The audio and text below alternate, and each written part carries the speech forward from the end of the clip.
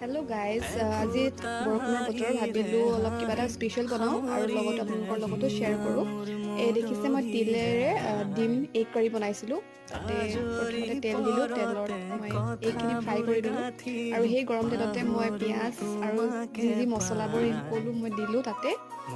অলপ ৰঙা হোৱাৰ লগে লগে মই তাত বিলাহী এড কৰিলোঁ। দেখিবলৈ পাৰিছে ৰংটো ইমান ধুনীয়া আহিছে বিলাহীৰ কাৰণে। আৰু লগতে বইল কৰি থৈছিলোঁ আলু দিলোঁ বইল হোৱা আৰু অকণমান আলু আৰু বিলাহীটো মই অলপ ভাজি ল'লোঁ যেতিয়ালৈকে মছলাখিনি সোমাই গ'ল।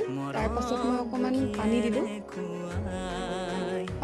পানী দি মেলি মই অলপ ঢাকি দিছোঁ আৰু অকণমান উতলিব দিছোঁ। এই দেখিছে উতলাৰ পাছতে মই তিল দিলোঁ, তাত অকণমান তিল অলপ দি মেলি মই আৰু অকণমান উতলিব দিলোঁ। এই কালাৰটো দেখিছে তিলৰ কাৰণে অলপ সলনি হৈ গ'ল।